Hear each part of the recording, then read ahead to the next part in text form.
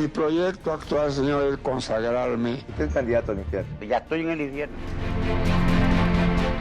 Llamo compañero a todo el país, en los mítines le llamo compañero. Compañeros no somos. Lo veo mejor que antes. Pasaron 17 operaciones.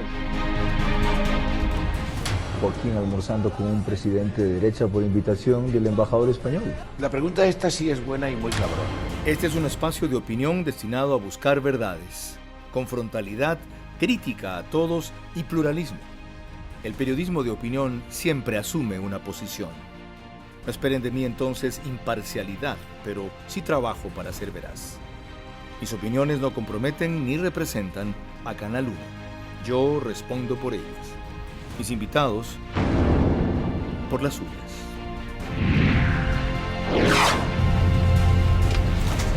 Bienvenidos televidentes de Canal 1 en Señal Abierta, un programa largamente esperado por ustedes, tanto como por mí, y que se puede realizar gracias a la gentileza del invitado, que entendiendo la importancia de los temas a evacuar en esta coyuntura, se ha trasladado hasta el estudio en Guayaquil de Ecuador en vivo, desde donde emitimos en el piso 11 del Sky Building para Canal 1, en el afán de una entrevista presencial cara a cara que permita tratar de mejor manera, con mayor precisión e intensidad, aquellas cosas que en este momento dependen en gran parte de su conducción y autoridad. Nos siguen también por Facebook Live de @noticiero1. Estamos a nivel nacional a través de la señal de Radio Sonorama 103.7 FM, la gran señal nacional. Cuando concluya el espacio tendrán el link en YouTube. Y a lo largo de esta conversación, ustedes en la cuenta de @Twitter, @veraz_tweet y @Carlos Vera Real pueden seguir las reseñas de las expresiones del general Osvaldo Jarrín Román, ministro de Defensa del Ecuador. Lo fue también del 2005 al 2006. Uno de los militares mejor preparados académicamente y militarmente, con una trayectoria, estudios y publicaciones asombrosos en su especialidad, que felizmente decidió volver a aceptar esta responsabilidad hace 2 años y medio y es el único miembro del actual gabinete que ha tenido esa estabilidad. Antes fue subsecretario de Defensa y secretario del Consejo de Seguridad Nacional. Tiene amplia experiencia en el cambio militar, pues además fue jefe de Comando Conjunto de las Fuerzas Armadas, director de operaciones del Ejército en la guerra del CENEPA, director de la Academia de Guerra del Ejército, director de la Escuela Superior Militar de Lover Faro, decano fundador de la Facultad de Ciencias Militares, la Escuela Politécnica del Ejército, es doctor en Ciencias de Educación y licenciado en Administración y Ciencias Militares. Si sigo con el resto, se me acaba el programa. General, bienvenido. Gracias por aceptar la invitación.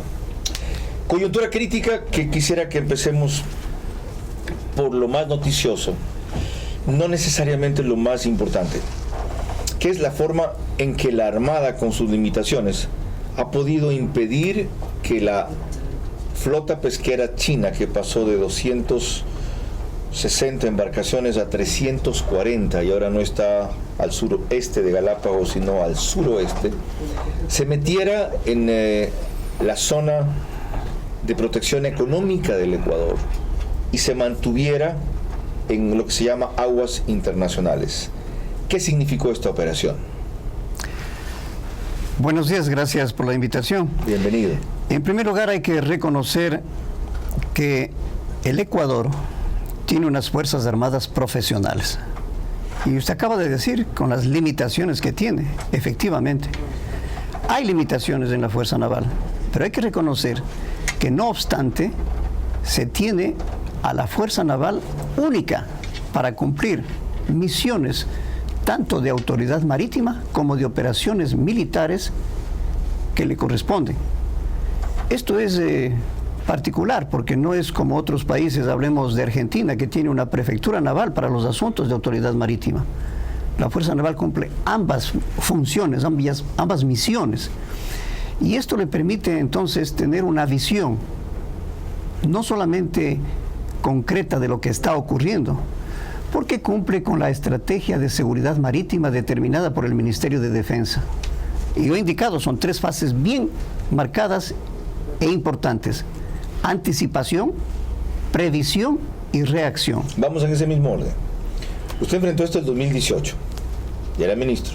Así es. El 2019. ¿Dónde está la anticipación si se volvió a repetir el 2020? Por ejemplo, anticipación es en dos tipos. Uno de largo plazo y otro inmediato. El de largo plazo. El Ministerio de Defensa ha diseñado desde hace un año, en el mes de junio del año pasado, la estrategia de seguridad marítima y el conocido triángulo de seguridad. 2 años atrasados. No, Junio del lo año lanzo. pasado. De junio del año pasado hasta la presente desde fecha. principios del 2018. No, estoy hablando del año pasado. ¿Por qué?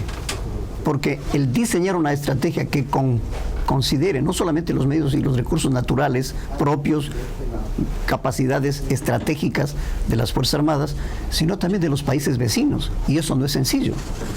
Conseguir el apoyo de Colombia para que se incorpore a una estrategia de seguridad a la que le he denominado regional, obviamente, con el Perú en idéntica forma, con la principal amenaza que hemos tenido. No solamente podemos centrarnos en atender lo que son los pesqueros internacionales en el límite exterior de la zona económica exclusiva. Lo peor ha sido Es el narcotráfico, es permanente. Ha sido lo peor. Hemos conseguido que Estados Unidos participe en la exploración aeromarítima del Ecuador con el avión P-3, que realiza recurrentemente sus operaciones en apoyo y para obtener ¿Hay información. resultados frecuentes? Por Ahí supuesto, hay. ¿Por qué no los hubo en lo de la pesca? Le decía yo, a usted le ha tocado 3 veces enfrentar esta cuestión. Lo Cada hay. vez es peor. Bueno, lo hay en la parte inmediata. Que la Fuerza Naval haya protegido, como lo está haciendo hasta el momento, la soberanía del Ecuador, es una misión destacada. Y digo anticipación porque no estuvimos esperando que lleguen los pesqueros al límite para dar parte, para informar o para tomar acciones. Lo hicimos 2 meses antes. Eso no se ha sabido. Lo dijimos. O sea, ustedes estaban ahí desde junio. Exactamente. De tal manera que se pueda alertar a las organizaciones internacionales relacionadas con el control, la regulación de la pesca en alta mar. Y ahí viene una declaración que usted hizo. Esta flota no se sujeta ni a la Convención Internacional del Atún Tropical, ni a las organizaciones regionales de ordenación de pesca, tampoco a la Organización de las Naciones Unidas para la Alimentación y Agricultura en lo que respecta a la pesca ilegal, no declarada y no reglamentada, o a la Comisión Permanente del Pacífico Sur, ni a ningún organismo regional que regule la pesca en alta mar. Esto lo manifestó usted en su comparecencia a la Asamblea Nacional, ¿verdad? Exactamente. Entonces, ¿por qué vinieron como Pedro en su casa? Bueno, porque estamos hablando de aguas internacionales. Sí, pero no. Pero si violan todos estos instrumentos, ¿qué pasó con otra parte del Ecuador, la diplomacia, que no se movilizó? Bueno, ha actuado. Este momento podemos decir. Ya cuando vino el embajador Gallegos. Bueno, lo que estamos hablando es de alertamiento a las organizaciones internacionales. La misión de las Fuerzas Armadas es protección de la soberanía nacional. Hasta ahí es nuestra misión. A mí. Si nosotros protegemos la soberanía nacional, quiere decir que nadie ha violado, ha ingresado a la zona económica exclusiva. En efecto, así ha sido. Así es. Pero lo hemos demostrado. Ustedes sí, y a propósito de eso, lo hemos demostrado. Vean un reciente reportaje de Merlin Ochoa en Ecuavisa, en donde se ve inclusive como en algún momento, no sé si es fragata o corbeta, San Cristóbal. ¿Es Correcta. Fragata, corbeta. Corbeta. Yo no sé la diferencia. ¿Una corbeta es más grande que una fragata? No, menos. Menor. Bueno, se acerca y apunta en una actitud muy defensiva o agresiva, como lo quieran ver, a uno de esos pesqueros. Una clara señal para decirles, cuidado. O sea, no solamente es que la Marina ecuatoriana está monitoreando, sobrevuela con el avión, ven con los radares, mandan reportes, toman cuenta, ni nada. Hay mucho más en ese reportaje que muestra Merlin Ochoa. Se ven las banderas de los barcos, las identificaciones, pueden medir la dimensión, etcétera. Mírenlo. El Comando Conjunto lideró la operación militar aeromarítima. Luego de las indicaciones fuimos hasta el avión caza AN-204 y cuyo sistema tecnológico logró detectar por primera vez la extensa flota china. Ya a bordo y luego de 5 horas de vuelo, pasamos por la zona económica exclusiva de Galápagos, hasta llegar al lugar en donde visibilizamos el primer buque pesquero chino de aproximadamente 100 metros de largo. Mientras que en el aire las autoridades militares observaban las decenas de barcos, en el mar, la lancha de guardacostas San Cristóbal advertía a los buques extranjeros que no podían ingresar a aguas ecuatorianas. ¿La presencia militar ecuatoriana en esta zona de conflicto es suficiente para la cantidad de embarcaciones extranjeras que hay en el lugar?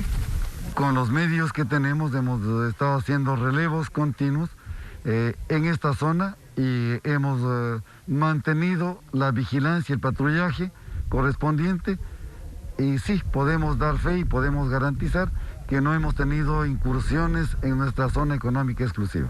Según las autoridades, en esta zona se han identificado 270 buques entre pesqueros, tanqueros, embarcaciones denominadas factoría que procesan la pesca y hasta naves de almacenamiento que son frigoríficos gigantes.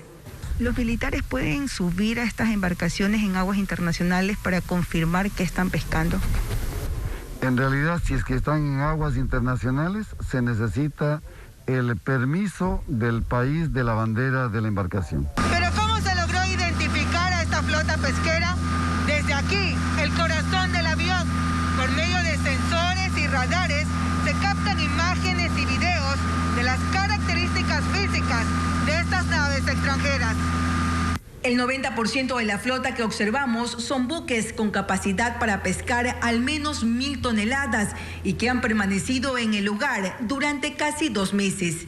Luego de 10 horas, el operativo concluyó con la preocupación de que esta actividad la siguen realizando en los límites de una de las zonas de protección marina más importantes de la región y del mundo, en donde además hay especies que se encuentran en peligro de extinción. Ok, ustedes hicieron su parte, como acabamos de verlo. ¿Qué hay que hacer para que el próximo año esta historia no se repita, general? Continuar lo que está haciendo Cancillería. Yo he dicho siempre, Cancillería dio un gran primer paso. ¿Cuál es? El establecer directamente el diálogo con China. Y consiguió que haya una moratoria, discutible en fechas, pero hay una moratoria que está establecida. No, hay un retiro para septiembre, cuando tenían planeado retirarse en septiembre. Es parte de la negociación, no quiere decir que es la última palabra. Puede ser parte de la negociación que ellos acepten hacer una cosa que no han anunciado hacer. Termino, ni siquiera es lo conveniente. ¿Por qué? Estamos hablando de un asunto multilateral, entonces eso no se arregla bilateralmente. De tal manera que Ecuador no es el representante de las organizaciones internacionales de pesca para la región, de ninguna manera. Para eso está la OROP, para eso está la FAO, para eso está la Comisión Permanente del Pacífico Sur, para eso está el Acuerdo de Nueva York. Es decir, hay múltiples organizaciones internacionales que establecen las normas y las regulaciones para que se den cumplimiento. Lo cual significa... Y las Fuerzas Armadas no pueden respaldarles para que se dé ese cumplimiento, no. Simplemente se encarga Cancillería y Cancillería se respalda con el consenso y con la presencia internacional. Entendido, ciertamente bilateralmente esto no se puede conseguir. Peor frente a la China. Ok, de acuerdo. ¿Eso qué significa? ¿Que el próximo año no nos enfrentaremos a lo mismo? Muy probable, porque saben, en primer lugar, que no van a poder ingresar, como pasó en el 2017, a la zona económica exclusiva, peor a la zona de reserva. Entonces, eso se llama proteger la soberanía nacional. Y eso tiene que reconocer el país. Ya. Es una gran labor de la Fuerza Naval. Ciertamente. Y eso pasa por otra cosa. Porque modifiquemos o no, o apelemos o no, porque nos quedan 2 años todavía, aprovechando una regulación de la Convemar a que nos extiendan la zona de protección económica hasta 350 millas. ¿Ustedes son como Fuerzas Armadas o Marina ecuatoriana favorables a eso o no? Aquí hay una interpretación más específica sobre el asunto. Las 200 millas marítimas que tiene la zona económica exclusiva no puede ser extendida. Dicen otros expertos que según la Convemar... No, la Convemar no permite. ¿Están equivocados? Está equivocada la interpretación, no la Convemar. Ya. La Convemar faculta, de acuerdo al artículo 76, que se pueda extender la plataforma submarina hasta 150 millas adicionales a las 200 que tiene. Okay. Pero la columna de agua es de 200 millas náuticas, no puede extenderse. Ya, hecha esa precisión, ¿no es la plataforma submarina nuestra que va desde el continente y pasa por a Galápagos, esa zona, la que nos permite hacer esa extensión? Carnegie. La Carnegie. La cordillera Carnegie. Carnegie, que va del continente a las Galápagos. De las Galápagos a Costa Rica se llama la del Coco. Y la de Colón, la que va al occidente. Esa no permite extender la zona económica, la zona de, ¿cómo se llama? Zona exclusiva. Zona económica exclusiva. Esa, yo le digo de protección económica. Zona económica exclusiva a 350 millas. ¿Por este argumento? Exactamente, la plataforma se extiende a 350, hasta 350. Pero eso no se ejerce arriba, dice usted. No se ejerce a la columna de agua. O sea, por debajo seguimos teniendo... Exactamente. jurisdicción ahí, para decirlo de alguna manera. Correcto. Jurisdicción hasta 350. Pero encima no podemos patrullar. Las 200 seguimos patrullando. Es soberanía de las 200, soberanía económica, de explotación, recursos, pesca. Pero el dato que se tiene a 350 es por abajo. Por abajo, en plataforma. ¿Y en dónde se pesca por abajo? Bueno, no solamente es la pesca, hay recursos no vivos, cable submarino, es decir, todas las riquezas que se tienen en la plataforma submarina, todo eso, ¿y si no, los nódulos de metales. ¿Y cómo ejerceríamos ahí soberanía? ¿Submarinos? Bueno, el hecho de que se esté realizando trabajos para alguien que vaya a la parte submarina ya tiene jurisdicción el Ecuador de acudir a las leyes internacionales, especialmente a la CONVEMAR. Ok. Pues esto vuelve más compleja para la Marina la tarea, porque más que vigilar y nuevos aparatos, infraestructura y equipamiento. Exactamente, por eso estamos recurriendo a la cooperación internacional. Mire, la seguridad en la época actual ya no es seguridad colectiva, es seguridad cooperativa. Eso nos permite invitar y participar y cooperarnos con Colombia y con Perú y con Estados Unidos. ¿Eso requiere con esos 4 países? ¿Costa Rica se estaría incluido? No. Colombia, Perú, Estados Unidos. Sí. ¿Panamá no? No. Ya. ¿Con esos 4 países, al firmar algún tipo de tratado o acuerdo? No tratado, porque estaríamos entrando al campo diplomático. Lo que nosotros estamos haciendo es una cooperación operacional frente a una amenaza concreta como es el narcotráfico. Que no requiere un instrumento especial, sino simplemente firmar un acuerdo de otros países. Un acuerdo de cooperación. ¿Cómo el que se hizo para lo de Galápagos? Hemos hecho para que los aviones puedan abastecerse ahí. Por ejemplo, hemos hecho en las reuniones binacionales que tuvimos en Santiago con Chile, que tuvimos en Lima con Perú y que tuvimos con Colombia. ¿Usted estuvo en la visita que hubo con Trump? Por supuesto, yo estuve con él, saludé con Trump. ¿Hablaron de esa materia allí? Hablamos de cooperación. Tanto es así que el presidente Trump está de acuerdo que para el mes de noviembre esté aquí la CONVEMAR, apoyada por la presencia de UNITAS. Entendido. Y la UNITAS significa la presencia, hasta aquí tenemos registrados y aprobados 12 países que van a participar con buques de guerra en un ejercicio multinacional de gran envergadura. Las maniobras conjuntas. Las maniobras combinadas. Son simulacros de defensa. Simulacros, exactamente. Simulacros que inclusive atienden a casos de desastres, a narcotráfico y a maniobras que se realizan en alta mar. Esa es la novedad más importante, porque ¿de qué enemigo nos estamos defendiendo? ¿Simulacro de qué? Bueno, no todo hay que verle solamente en la presencia de enemigo, porque ahora, como estamos hablando de la pesca, a la pesca de la flota, es un asunto de geoeconomía, no es un asunto netamente militar. Qué interesante. Espero que me estén siguiendo con igual interés este tema, que no deja de ser complejo, pero fascinante también, para comprender los retos que enfrenta no el ministro de Defensa solamente. Él está ocasionalmente frente a esto. El gobierno del Ecuador también es temporal, el país como nación y como república. Esto es vital entender. Una dirección pequeña. El ministro, el último embajador antes del actual, Ivonne Baki, en Estados Unidos, Valencia, Francisco Carrión, Francisco Carrión, se fue porque él sostenía que para esta cooperación con los norteamericanos en el caso de aviones que aterrizaran en Galápagos, etcétera, y sobrevolar nuestro espacio aéreo, se necesitaba un instrumento aparte. Bueno, yo respeto ese criterio. La verdad es que se pueden realizar cooperación operativa directamente. Ejemplo, este momento, hoy, está en Lago Agrio un contingente militar de los Estados Unidos, por segunda ocasión, y va a realizar entrenamiento con nuestra brigada Napo, la 19 Napo. Este momento está realizando una ceremonia de inauguración de ejercicios que se realizan para entrenamiento de nuestras tropas. Es el segundo que realizamos. El anterior lo hicimos en El Oro. Y está viniendo el P3. Y para noviembre tenemos la UNITAS. Y basta un acuerdo de cooperación. En primer lugar, hace falta la decisión presidencial. El presidente de la República determinó la política de defensa nacional y el Ministerio de Defensa lo tradujo en el libro blanco. O sea, esos militares no están viniendo a capacitar y entrenar. Se vienen, se entrenan por un mes y se van. Guerra antinarcóticos, guerra anti... Esencialmente. Por ejemplo, en el norte es esencialmente, porque es la principal amenaza. Pero si viene el P3, es antinarcóticos en el mar.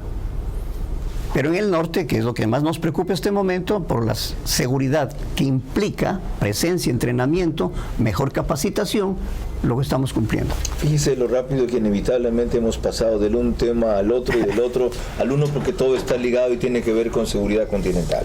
La seguridad del continente y la seguridad del mar. Por esta razón, el Ministerio de Defensa, ¿qué es lo que ha hecho? Ha soldado las dos estrategias. La estrategia históricamente cumplida en el continente.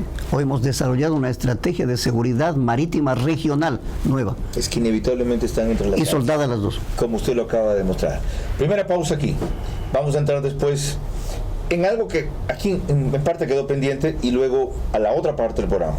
¿Qué parte quedó pendiente? Aquella de el combate al narcotráfico. El triángulo que el ministro de Defensa ilustra que hemos formado para poder actuar conjuntamente allí, porque ya queda claro que no solo por el tamaño del país que somos, de presupuesto y Fuerzas Armadas que manejamos, sino por la magnitud de amenaza que enfrentamos, esto solo no se puede hacer exitosamente. Y de ahí a un tema que está pendiente en la Corte Constitucional en suspenso. Ya van a ver por qué en suspenso, porque desde luego la mayoría está en contra. ¿Ya? Y es aprobar una nueva propuesta del Ejecutivo para el uso progresivo de la fuerza, a raíz de lo que sucedió en octubre, en donde las Fuerzas Armadas fueron vejadas, humilladas y obligadas por disposición superior a no reaccionar, a no defenderse, no a no reprimir a su pueblo ni no matar a su pueblo, eso nunca lo han hecho. ¿Ok? A soportar que pasen por una fila en que los vejan o a otros que los secuestran. Gracias a esa actitud de nobleza y de valentía, porque se requiere ser mucho más valiente teniendo la fuerza no reaccionar que teniéndola controlarse. Gracias a eso, lo de octubre no fue lo que quisieron que fuera, una masacre general y un polvorín para lo cual estaban preparados. Pero gracias a eso también hemos aprendido una lección que no puede mantenerse más.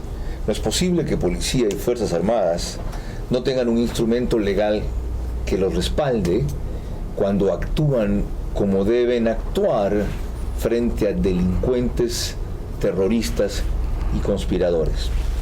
Resumen, ¿cuál es el estatus actual? Si viene alguien contra ti con una barra y te va a la cabeza que te puede matar, tú no puedes sacar tu pistola de dotación y matarlo. No puedes. O si le disparas debes apuntar a la rodilla para que no se muera. Cuidado. O sea, además ten exacto el control de disparar de abajo. Porque la defensa tiene que ser proporcional al medio usado para agredirlo. Es decir, otra barra. Y si uno no tiene otra barra de hierro para defenderse, tiene que salir corriendo. ¿Qué es esto? ¿Hasta cuándo eso? ¿Qué clase de derechos humanos son esos? Cuya defensa fanática termine protegiendo al criminal y desguarneciendo a la gente del orden, a la policía, a la Fuerza Armada, que tanto la reclamamos. ¡Ay, las Fuerzas Armadas deben salir! Sí, claro. Y la policía debe proteger. Y cuando se trata de darles soporte legal y jurídico, nada. Bueno, ese es un tema central que abordaremos después.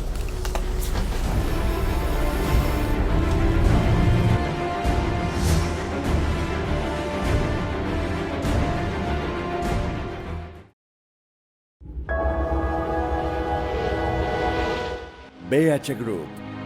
Servicios de asesoría, consultorías y representación legal, política, comunicación, negocios, imagen.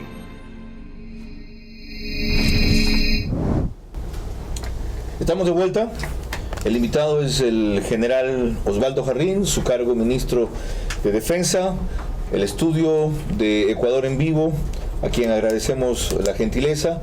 Los medios por los cuales nos siguen: Facebook Live de @noticiero1, Radio Sonorama 103.7 FM, aparte la señal abierta y en cableras de Canal 1. Lo que hemos evacuado ya, el tema del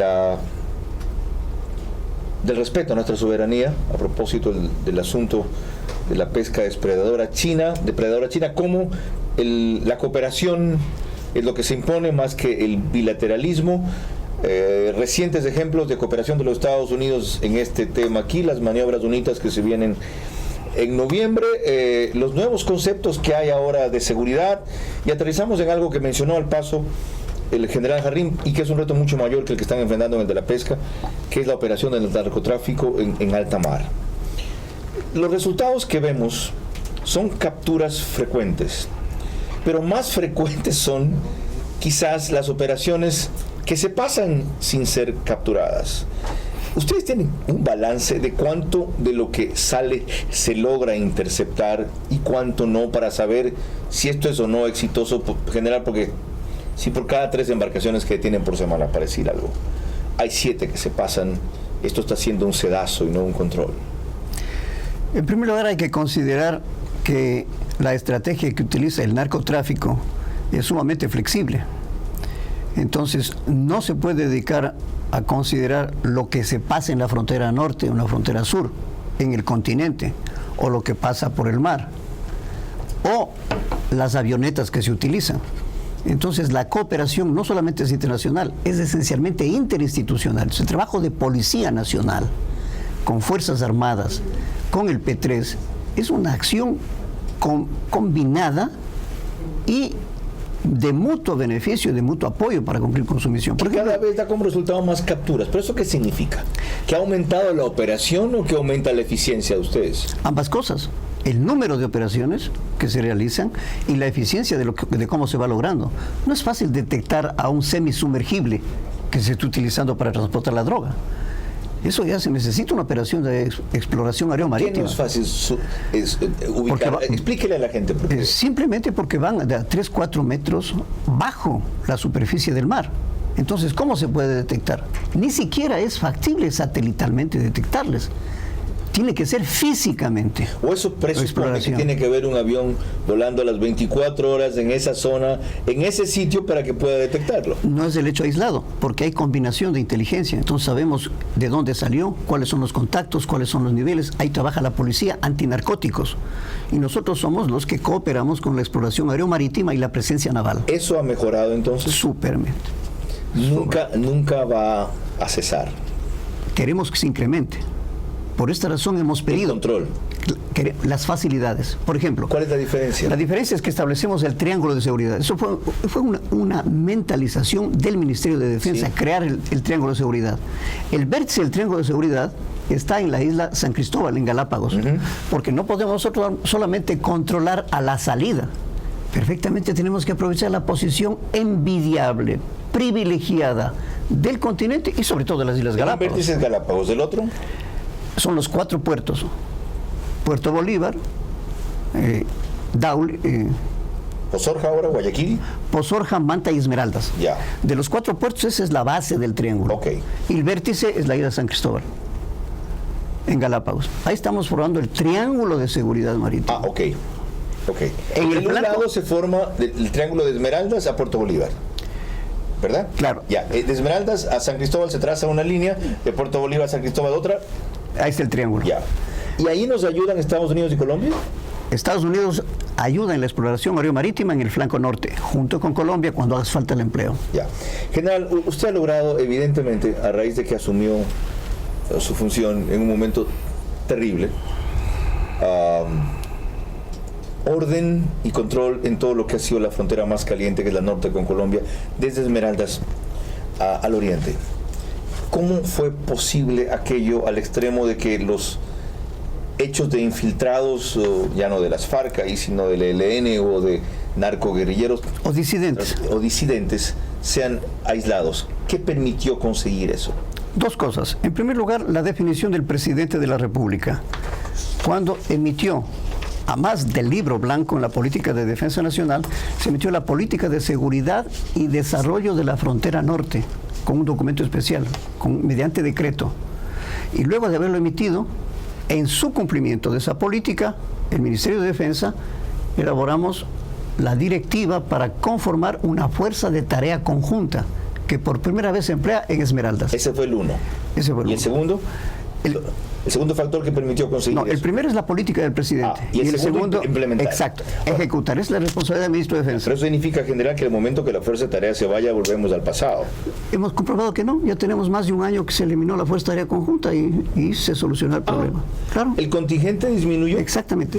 La característica fundamental de una Fuerza de Tarea Conjunta es reforzar, tener mayores capacidades, determinar un objetivo concreto y cuando se ha logrado se retira. Pero es eso significa transitoria. también que aparecieron nuevas actividades económicas allí para que la población no sea atraída. Exactamente, porque no todo se soluciona de un conflicto solamente por la fuerza. ¿Y la fomentaron ustedes? Claro, está en la política de integración. Y ahí viene una ley inclusive de desarrollo fronterizo y ahí viene todas las actividades complementarias de seguridad. Hay sin embargo una cosa ahí que no entiendo. Cuando los periodistas se pasaron ese puesto de control, usted culpó a los periodistas y no a los que estaban en el puerto de control, cuya obligación era haberles impedido el paso y punto. Los periodistas insistieron, claro, eso tiene que ser un periodista. Hay una digresión. De los periodistas fue anterior, yo no me hice cargo todavía. Yo hablo de los dos ciudadanos, que se pasaron, eso sí. Tiene razón. ¿Usted exculpó a las Fuerzas Armadas por eso? Por supuesto. Porque si burlan los controles para pasarse a Colombia, ya no es responsable de Fuerzas Armadas. No, Latito, la burla de los controles no fue en Colombia. No, en nuestro territorio. Fue en Mataje. En nuestro territorio. Ok, usted dijo, el equipo periodístico no es materia de las Fuerzas Armadas. Las Fuerzas Armadas no dan cobertura y seguimiento a la prensa. Las Fuerzas Armadas están para proteger a toda la población, no solo a la prensa. Y ahí había una restricción, de aquí no pasan y los dejaron pasar. La seguridad es colectiva en el territorio nacional, no es seguridad individualizada a personalidad, ningún personal. No estamos de escoltas de personal a nadie. Damos seguridad al territorio y a toda la población ecuatoriana. Que quieren pasar un puesto de control militar donde no había autorización y pasan, ¿no son responsabilidad de ustedes? Estoy hablando de un tema anterior a mi gestión. Sí. Y en primer lugar, tiene razón, pero usted, no necesariamente usted culpó a las Fuerzas Armadas después y no hay ningún sancionado por eso. ¿Quién fue el comandante? ¿Quiénes eran los que estaban ahí? Estoy dando el argumento. No necesariamente se tiene que dar escoltas individualizadas a quienes van a pasar a la frontera. No es eso lo que le pedían. ¿Sí? Lo que se pedía es que no dejen pasar el control.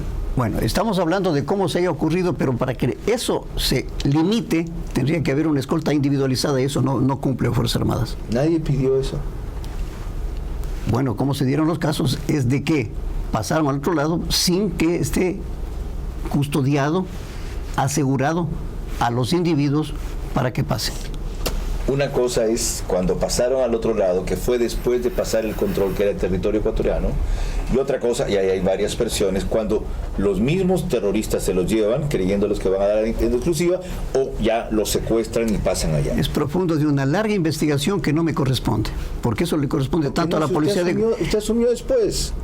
Bueno, pero estamos hablando de responsabilidades tanto de Colombia como de Ecuador en los procesos judiciales que se están siguiendo o se siguieron en Colombia.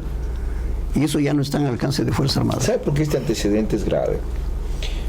Porque estamos respaldando, me permito interpretar así, la sensación mayoritaria de la población, que se le otorguen a las fuerzas del orden, las Fuerzas Armadas principalmente, la policía también, mayor respaldo jurídico en el uso progresivo de la fuerza. Y resulta que ahora cuando hay un tema como este, los tres que estaban en la garita de control, que dejan pasar de un sitio al otro del Ecuador mismo, a tres periodistas, dicen, yo no respondo, aquí no somos niñeros de estos sujetos. Se registraron y se tiene en la bitácora de Mataje el cómo se registraron. Después lo que haya ocurrido no está en responsabilidad porque no les están haciendo un seguimiento ni acompañamiento. O sea, ¿la obligación era registrarlos? ¿No pedirles que pase? No, es registrarlos porque hay libre tránsito. Había restricciones en horarios, pero se registraron. Se registran, les anotan. Esta es novedad para mí. Claro. Si sabe cómo le han reclamado a usted los familiares de los periodistas, ¿no? Bueno, ese es un asunto de investigación que se puede aclarar conforme corresponda. Yo lo que debo decir es la responsabilidad que tienen las Fuerzas Armadas en los puntos de control. Ahora sí, vamos al telón de fondo. ¿Qué es lo que usted principalmente ha liderado, que el gobierno ha planteado y que ahora está en suspenso en la Corte Constitucional respecto al uso progresivo de la fuerza? Bueno, en primer lugar, para el uso progresivo de la fuerza no es un asunto de considerar simplemente el militar represivo y el humilde ciudadano. y que el militar sale a abrir fuego y a matar gente. Esa es una reflexión ridícula de lo más elemental y ofensiva, porque no estamos dando la dimensión que corresponde al análisis de un conflicto. ¿Qué es cuál? Por ejemplo, si es que estamos hablando de la proporción que existe entre moral y ley, en idéntica forma hay que considerar la potestad y el uso de la fuerza. Entonces son dos establecimientos básicos para considerar. Si es que se sigue tanto la moral y la ley, obviamente tiene que haber, regularmente se producen los conflictos. Según Lewis Coser, es funcional el conflicto. El motor del avance y del desarrollo de la sociedad son los conflictos. Establecida esa premisa, llevémosla a la práctica. A la práctica, ese conflicto que se conforma tiene tres alternativas. Con el diálogo, según política gubernamental, se soluciona el conflicto. O se agrava en situaciones de crisis. Y si se escala la situación de crisis, se llega a la violencia. Y cuando se llega a la violencia, hay 4 elementos: criminales, oportunistas, insurgentes que se aprovechan de la situación, y se conforma un conflicto interno mayor. Y el cuarto elemento es las masas. Y las masas que pueden ser arrastradas a cualquiera de los otros elementos, se conforma un grave conflicto interno. Ahí se tiene que recurrir a la otra proporción, es decir, potestad y uso de fuerza. ¿Qué es la potestad? Basada en la ley, responsabilidad, deber, obligación de actuar. Potestad. Y la fuerza es el uso progresivo de la fuerza y del monopolio del uso de la fuerza que solo tienen las Fuerzas Armadas. Que a su vez tiene algunas limitaciones. Sí. ¿Por qué con las limitaciones actuales ustedes no están conformes? Y proponen un estatus que vaya más allá. ¿Por qué? Primero porque si es que funcionaría bien este esquema que acabo de presentar, no todos los países del mundo tienen los 5 niveles que estamos proponiendo, porque no hay el respeto de la autoridad. Aquí en el país no se respeta la autoridad. ¿Por qué no lo hay? Porque no hay conciencia, no hay respeto a la ley, se afecta a la autoridad. ¿Qué es la autoridad? La autoridad es la forma de cumplir la ley y de que todos cumplan sin uso de fuerza, sin necesidad de poder. Si es que la autoridad funciona en esas condiciones, no hay necesidad de la fuerza. Y para que la haya, en el caso específico de las Fuerzas Armadas, es vital que se extienda o se flexibilice más su posibilidad del uso de la fuerza en casos extremos, ¿correcto? Exactamente. Es lo que ustedes están proponiendo. Exactamente. Por ejemplo, vemos en los 5 niveles. Existen 5 niveles. Es decir, la evolución que tiene el conflicto para llegar. Puede ser simplemente una situación de riesgo, un reclamo, una manifestación, como tantas ha habido en estos últimos días. ¿Hace falta la fuerza? Absurdo. Ni siquiera diálogo, okay. La disuasión está más arriba. Ya, siga. Pero es simplemente la presencia. Ya. Pero puede haber una resistencia que sea pasiva. La resistencia puede ser agresiva. Y en último nivel puede ser una resistencia agresiva agravada. Es el último nivel, es decir, el 5.º nivel. Es que se caracteriza porque pone en peligro la vida de la otra persona. Exactamente. Por ejemplo, si le queman vivo a un policía, bueno, la reacción no va a ser simplemente dialogar para que no le quemen. Como entonces, de hecho ha pasado en un... Exactamente, pero cuando estamos hablando de situaciones, cuando usted hace referencia a que inclusive elementos, miembros de las Fuerzas Armadas fueron secuestrados, vejados y todo eso, hay que considerar, usted lo llama nobleza, claro, pero eso hay que agregar profesionalismo. Eso se llama profesionalismo. Profesionalismo. Porque son preparados para situaciones de ese... El fin último no es destruir, y ese es el tremendo error de los extremistas, que dicen los militares no tienen que emplearse en el territorio nacional porque no hay enemigo. Claro que no hay enemigo. Nosotros estamos preparados para el enemigo externo. Qué interesante. En ese país las Fuerzas Armadas se controlaron no solamente, algunos decían por miedo, se morían de miedo a los militares, no es cierto, los chapas no, o por nobleza, que es un tema de sentimiento, es por formación. Formación, son formados para esas situaciones extremas. Entrenamiento, ¿y cuál es el fin último? El objetivo político, democracia. Entonces nadie está todavía en capacidad de reconocer que se llegó hasta el sacrificio, hasta la humillación, por defender la democracia que se mantuvo. ¿Acaso no estamos reconociendo lo que era el paso de las Termópilas con Leonidas y los 300 que fueron muertos, pero no pasó el ejército persa? Es eso. Profesionalismo, sentido del deber. Yo es primera vez que se lo oigo decir tan claro. No sé si lo haya dicho antes. Qué importante. ¿Ya? Con más de este tema volvemos enseguida, porque aquí no acaba.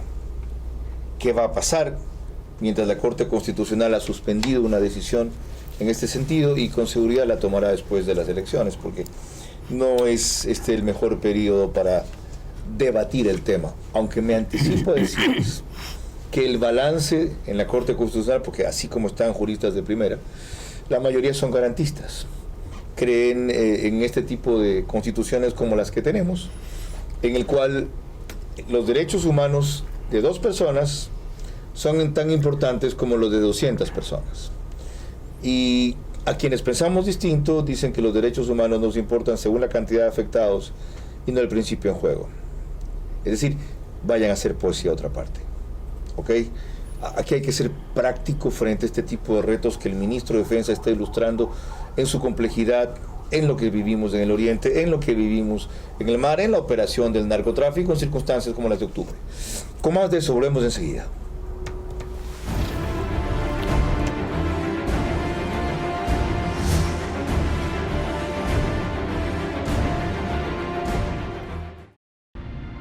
Veraz es retransmitido simultáneamente por Sonorama FM, la gran señal nacional.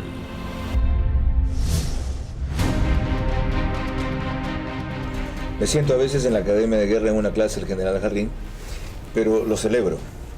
Estos son temas que hay que aprender o entender inicialmente de manera muy breve desde lo académico para poderlos llevar luego a lo práctico. Porque son conceptos y elementos nuevos necesarios de considerar para una decisión como la que tiene la Corte Constitucional. Con los antecedentes que usted acaba de esbozar, ¿en qué consiste la reforma que propone el Ejecutivo y que lidera usted? Yo podría decir simplemente, estamos cumpliendo lo que se ha venido realizando. El uso progresivo de la fuerza no es invento del Ministerio de Defensa, es de 2014. El Manual de Derecho para las Operaciones Militares. Lo que yo hice es actualizarlo, darle la dimensión que corresponde después de octubre. ¿Qué es actualizar? Darle la dimensión que corresponde a la época actual. ¿Cómo qué? Como por ejemplo, que se necesita considerar la dimensión de los conflictos que están adquiriendo mayor importancia. En la actualidad adquieren mayor importancia los conflictos. Lo de octubre no fue una serie de manifestaciones casuales. Es el punto de partida. El ejemplo concreto, la acción concreta cumplida. Si fue en octubre el acontecimiento que vivimos, en el mes de noviembre, por responsabilidad del Ministerio de Defensa, se emitió por primera vez una directiva de planificación al Comando Conjunto sobre contrainsurgencia. Pero si eran manifestaciones populares, lo que hubo en octubre. Lo que se dice. ¿Por qué contrainsurgencia? Lo que se dice. Eso es lo que se dice. O el manifiesto de Quito era un acuerdo social para reducir el conflicto o para tomarse el Estado. ¿Hay otro tipo de contrainsurgencia entonces que no es aquella guerrillera urbana o aquella La insurgencia rural? es muy concreta. Derrocar al gobierno y quebrantar el orden democrático. Eso es insurgencia en términos simples. Por consiguiente, eso se vivió. Pero no bélica. Bueno, ¿cómo se puede hacer entonces cuando se ataca un cuartel o se quema un edificio como la Contraloría? Sin muertos del lado del cuartel, pero en cambio hubo muertos del lado de los manifestantes. La gravedad de un conflicto no se contabiliza por el número de muertos, sino por la gravedad del incidente. Atacar un cuartel para tomarse el rastrillo, los explosivos y el armamento que existe en un cuartel, eso es grave, gravísimo. Ese es el quinto nivel. Sin que de paso los militares de la garita dispararan. En otras circunstancias, emplearon tiros armas al aire o disparan. No, armas no letales. ¿Qué son? Estamos hablando de gases, estamos hablando de escudos, estamos hablando de toletes. ¿Balas de goma? Balas de goma. Eso se utilizó. Qué bueno que usted lo recuerde ahora. Ahora, ¿no están traumados ustedes después de lo de octubre porque les hicieron y sobre la base de ese trauma están haciendo una legislación mucho más dura? El primer discurso que yo di a mis tropas en el Ministerio de Defensa, a las Fuerzas Armadas, es reconocerles. En primer lugar, disciplina. No hubo quebrantamiento de la disciplina. Después de cómo me hice cargo de las Fuerzas Armadas, en la reinstitucionalización se demostró de que había disciplina, unidad de mando, tropa y oficiales que estaban prácticamente acabadas para quebrantar la institución. ¿Le costó a usted seguir la orden del presidente? No quiero que disparen. Exactamente, lo que queremos es preservar la democracia. ¿Le costó seguir la orden? A todo el mundo costó, porque no es sencillo. Por supuesto que sí. ¿Valió la pena? Y la orden fue que nadie utilice armas de dotación. Es dificilísimo. Letales. Letales. Armas de dotación letales, no por letales. supuesto. ¿Por qué? Porque en definitiva, este momento ya podemos establecer lo que dicen las Naciones Unidas. ¿Cómo es posible que los derechos humanos no consideren lo que está reglamentado para todos los países del mundo?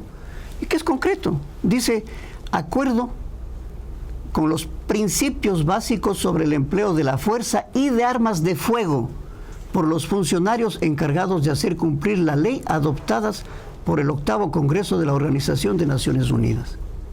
Y no solamente Naciones Unidas. Este momento, Cruz Roja Internacional está dando entrenamiento a nuestras tropas de cómo se tiene que hacer el uso progresivo de la fuerza. Entonces hay fundamento legal, hay procedimientos, hay respaldo internacional. ¿Eso requiere un nuevo reentrenamiento de los militares? Sobre cómo hacer... No llamemos reentrenamiento porque sería global, pero sí un entrenamiento de un segmento importante del empleo, para cuando corresponda el empleo. Ok. Mire que la pregunta que se me viene a la cabeza, tras lo que usted me explica, es lógica. Si estos mecanismos hubiesen existido en octubre, ¿cómo tenía que proceder las Fuerzas Armadas? Probablemente de igual manera. La diferencia está en que este manual es de 2014. ¿Y por qué le estoy sacando ahora? Primero porque acabo de mencionar, hay una directiva de cómo enfrentar la insurgencia. Y en segundo lugar, porque si es que el personal está ya entrenado, lo más probable sería que continúen en la misma forma de su empleo, pero no la población civil. Por eso es proporcional. Cuando decimos racional, diferenciado, proporcional, se refiere proporcional al nivel de violencia que está alcanzando la sociedad. Por eso hay 5 niveles. Nosotros seríamos felices de que simplemente lleguen hasta el 2º o 3er nivel y nunca pasen de eso. Nunca se emplearían las Fuerzas Armadas. Nunca habría estado de excepción. Pero el estado de excepción que está en la Constitución 164 y 165, en primer lugar, le da atribuciones al presidente de la República para que se empleen las Fuerzas Armadas, para que se determine un estado de excepción. ¿Y para qué es el estado de excepción? No es para matar gente, eso es una afrenta de que le digan a las Fuerzas Armadas. Es para reducir la intensidad de la violencia, que no escale, y lo más pronto regresar al orden público que necesita. La prueba emplearse. además es que las veces que había estado de excepción y se ha recurrido a las Fuerzas Armadas, no ha habido matanza de gente. Este rato nos estamos empleando por orden del presidente. Hay un decreto para los centros de rehabilitación social. Están cubiertos todos los... Posiblemente uno u otro exceso aislado que no forma la norma. Ahora, otra curiosidad. En octubre, cuando los militares estaban en el sur de Quito y veían que desde Chimborazo y más allá los indígenas sistemáticamente marchaban, y no era para sesionar en la ciudad, sino para lo que luego estaban organizando coludidos con fuerzas internas, ¿por qué no los bloquearon en las carreteras y los dejaron pasar? Bueno, ese es un análisis en detalle que se puede hacer. No es lo mismo bloquear una vía de una red de vías que existen. Y en segundo lugar, la infiltración que se hizo fue masiva. De tal manera que no se puede hablar del control. Inútil. Segundo, desde luego. Era la Panamericana, eran otros sectores. Y no era solamente del sur, también era del norte. Eran del norte, del sur, y venía también de otras regiones. De tal manera que esta movilización es otro de los componentes que acabo de mencionar para el conflicto, la movilización de masas. Las masas fueron contagiadas y esa movilización de masas es el producto de la insurgencia que se genera. ¿Qué opina usted de la posición de la Corte Constitucional a suspender un pronunciamiento sobre esta propuesta nueva sobre cómo emplear y conceptualizar el uso progresivo de la fuerza? Para mí es una medida cauta, hasta que puedan reflexionar, obtener los amicus curiae que se están produciendo. Yo conozco por información, porque eso es de libertad de procedimiento. Eso es de paso de terceros interesados. Exactamente. Aunque no están directamente vinculados al tema. Hay de las cámaras, hay de la Federación de Floricultores, hay de los pesqueros, hay de todos los sectores sociales que están apoyando al Ministerio de Defensa. Sí. en el acuerdo ministerial 179 que fue publicado. Es un proceso positivo. Es un proceso positivo, obviamente. ¿En contra de quiénes? De quienes están presentando la demanda de inconstitucionalidad, como los derechos humanos y sectores extremistas. Ni siquiera como los derechos humanos, como algunos defensores radicales de los derechos humanos. Bueno, exactamente. O sea, las Fuerzas Armadas no tienen derechos propiamente humanos. Hablando, así debe ser. Ok. Volvemos con más. Tras haber superado uno de los temas cruciales y no agotados, sin embargo, de este encuentro con el ministro de Defensa, general Osvaldo Jarrín.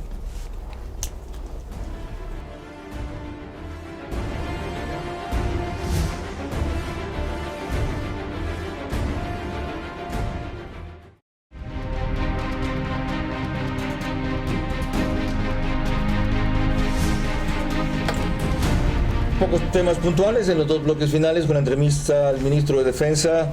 En este encuentro verás general Osvaldo Jarrín, que lo siguen gracias a las facilidades del estudio de Ecuador en vivo en el piso 11 del Sky Building de Guayaquil, y lo retransmite Sonorama en 103.7 FM.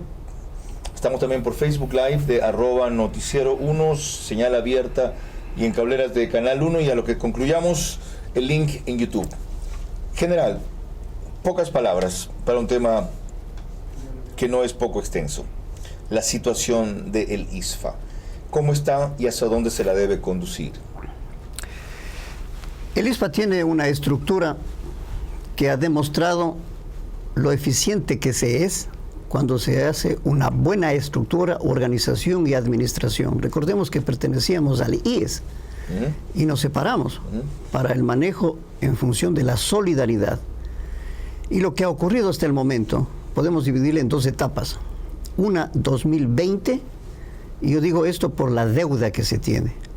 Hemos logrado que el Ministerio de Finanzas reconozca las deudas que tiene, que han sido atrasadas obviamente desde enero a julio, y se ha hecho una negociación, de tal manera que se obtuvo parte en dinero en efectivo, parte en CETES y parte en bonos a 3 años plazo. Lo cual nos pone al día. ¿La supervivencia del instituto? Nos asegura.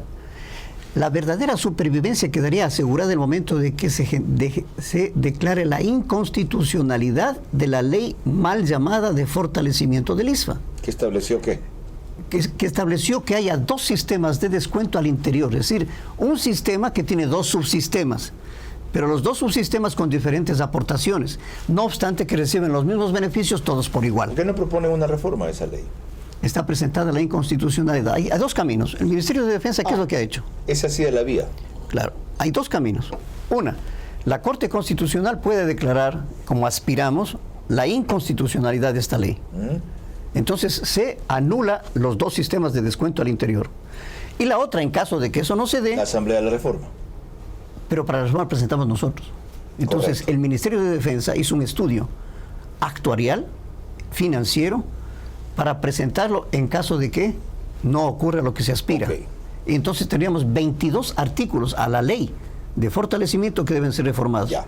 Sean de 2 caminos para que cualquier opción se dé. Otro tema, cuando usted llegaba aquí le decía que uno de los temas que quisiera tocar, porque no tenemos tiempo para más de eso, ojalá no sea de paso la última entrevista que tengamos, general, me hizo esperar 2 años y medio, no es un reclamo, es una constatación. ¿Cómo se debe componer ahora una fuerza armada moderna, agotado el peligro tradicional del enemigo del sur, que era el Perú, y con uno superviviente que es, por un lado, los ciberataques, y por otro lado, el narcotráfico y la guerrilla? ¿Qué sentido tiene tener un ejército con tanques? ¿Qué deberíamos tener? ¿Qué sentido tiene tener una fuerza aérea con cazas? ¿Qué tipo, con aviones caza por si acaso, qué tipo de aviones deberíamos tener? Eso lo discutimos hace año y medio. Y por suerte hemos realizado el año anterior un plan de inversiones muy inteligente. No digo porque ha hecho el ministro de Defensa, sino porque hicieron las Fuerzas Armadas, que se llama el Plan de Capacidades Estratégicas Conjuntas, en donde el Comando Conjunto integró los requerimientos de las fuerzas en base del análisis de la política de defensa, el análisis del ambiente. Normalmente se hace un análisis de cómo se encuentra, cuáles son los probables enemigos, cuáles son las capacidades, En la época actual no se hace una planificación militar en función de hipótesis, sino en función de las responsabilidades y capacidades que se necesita para afrontar. Lo cual significa que vamos...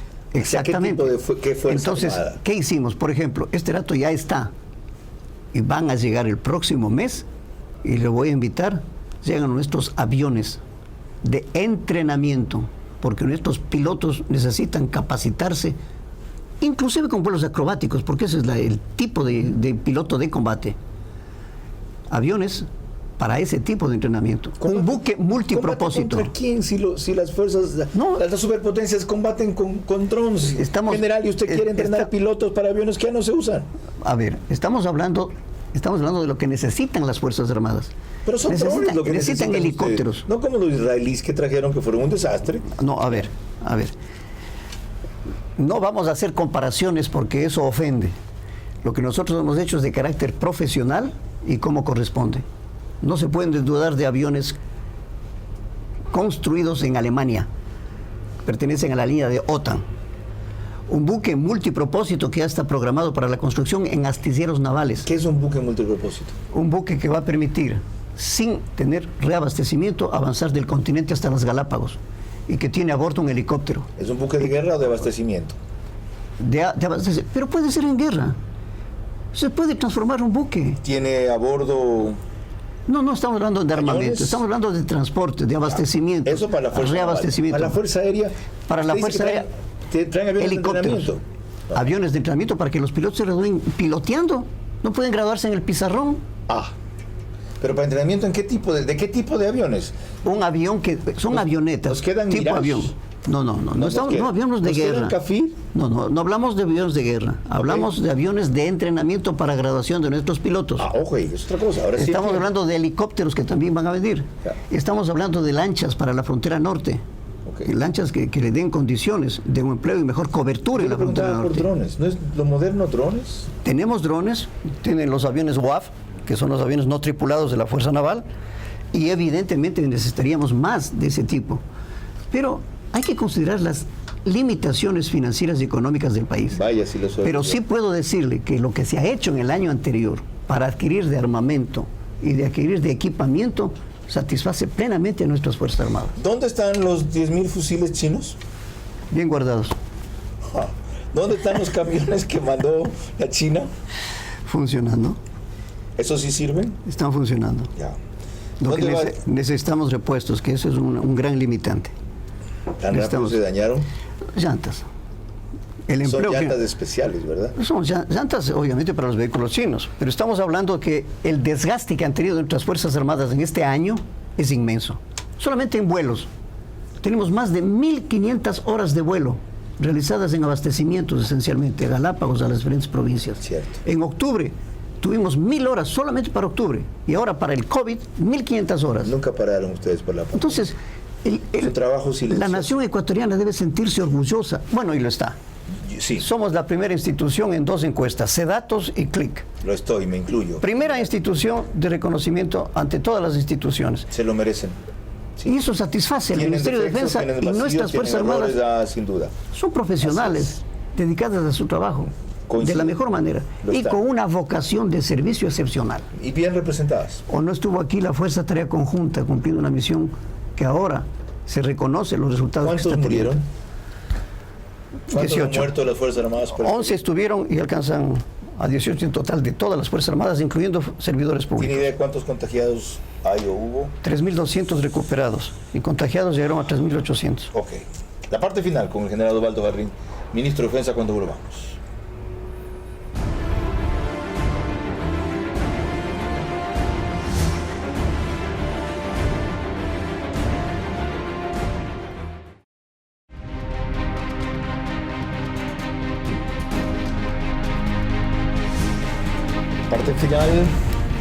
Parte final con el ministro de Defensa Nacional, general Osvaldo Jarrín Román, y conversábamos de qué podía haber quedado de lo mucho que siempre está fuera de lo tratado a lo largo de esta hora.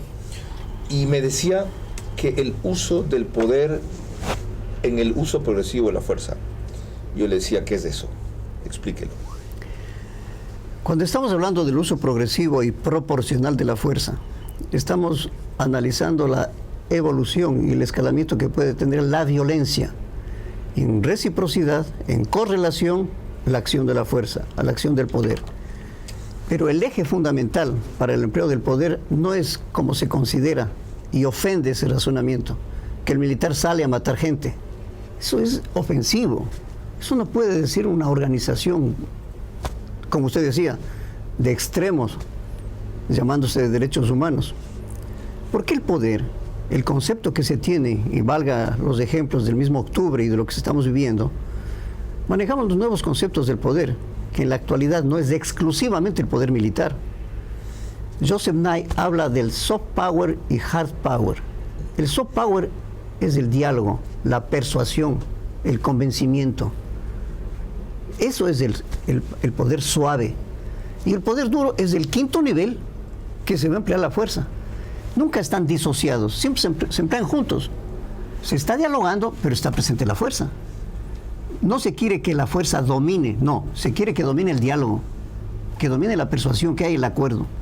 Ahí estamos hablando de lo que dice Dahrendorf, es decir, que haya la aplicación del poder en función de la satisfacción, en función de los razonamientos que se tengan para el beneficio de la población. La presencia de la fuerza en principio es disuasiva, acompañando el diálogo, y termina siendo represiva cuando todas las demás instancias se agotan. Cuando usted utiliza la palabra disuasión es ejemplar, porque la disuasión no solamente es para el efecto interno, sino también internacional. La disuasión es advertir de una retaliación que puede haber en caso de. Ok. Último ejemplo, porque algunos me pidieron, plantéale un ejemplo al general Jarrín. Conversé con algunas personas antes de sostener esta entrevista. Por supuesto, de los que les preocupa el tema, no de los que están en contra del tema. Cinco individuos cercan a un militar y todos vienen con barras de acero, dispuestos a liquidarlo. El militar dispara al aire, siguen. El militar dispara una segunda vez, siguen, atrévete. El militar los apunta, pero no dispara, siguen. Llegan y lo masacran. El militar debió haber disparado al cuerpo, a uno, a varios, antes de que final lleguen y lo masacran con armas, entre comillas, no letales, como pueden ser estas barras de hierro, ¿sí o no?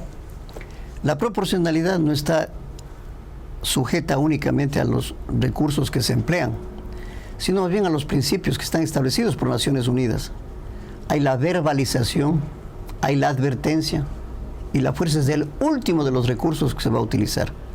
Pero si es que no se obedece a la verbalización, a la disuasión, al tiro al aire, si existen los diferentes procedimientos: presencia física del personal, demostración visual y advertencia verbal, uso de técnicas de disuasión, técnicas suaves, empleo disuasivo de armas no letales, empleo de armamento antidisturbios, disparo de advertencia sin apuntar. El uso del arma de fuego es el último recurso extraordinario y se lo utiliza para neutralizar. Naciones Unidas. Oiga, usted es catedrático y yo en este rato invertí el papel, le puse un ejemplo al alumno para que me lo resuelva. Resuélvamelo. El ejemplo que yo le di partía de que estaba solo un elemento militar, le describí las circunstancias en que vienen 5 tipos con ánimo de golpearlo con golpes que pueden matarlo porque son barras de acero. El señor dispara 1, nada 2, se supone que dice no sigan, cuidado, puedo disparar, voy a disparar, y finalmente no dispara. Quinto nivel. ¿Debió haber disparado? Claro, quinto nivel. ¿En qué momento? El momento en que está amenazada su vida o de terceros, o atacando gravemente a una instalación estratégica. Gracias. Segundo, la nueva legislación, ¿qué hace con ese militar que disparó y mató o hirió a 1 o a 2 antes de que los otros 3 se fueran? Excelente. O como los demás estaban fuera de sí, a los 5, ¿qué hace? Excelente pregunta. En primer lugar, lo que estamos estableciendo en el acuerdo ministerial no exime de la ejecución y del cumplimiento y de la investigación de la ley. De ninguna manera. No sustituye a la ley. Ok. Él es sometido a juicio. Es sometido a juicio. Y en segundo lugar, para que eso ocurra, tiene que estar, como dice Naciones Unidas, en funciones obedeciendo una orden militar, en uso de las actividades propias del desempeño de sus funciones como militar. Y en último lugar, el Ministerio de Defensa lo patrocina. Formidable. Pero el patrocina sirve para que siga la ley. Claro. Y solamente en la primera etapa. No significa lo protege. No, de ninguna manera. Patrocina. No. La ley continúa como cualquier ciudadano. Pero sí tiene un abogado que le patrocine y lo defienda mientras esté en la etapa de investigación. Cuando ya entra al proceso definitivo, se retira el patrocinio y continúa la acción penal. General, gracias por su tiempo y su presencia.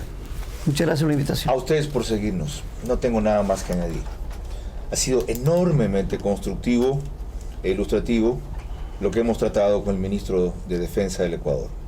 Ahora evalúenlo ustedes en su casa. No olvidando una frase fundamental de las muchas que dijo a lo largo del programa. Las Fuerzas Armadas del Ecuador han actuado en función de la democracia. Y vaya si lo sabré yo. Hasta el próximo domingo, Dios mediante, si ustedes no callan y vencen el miedo para que ser valiente no salga tan caro y ser cobarde no valga la pena.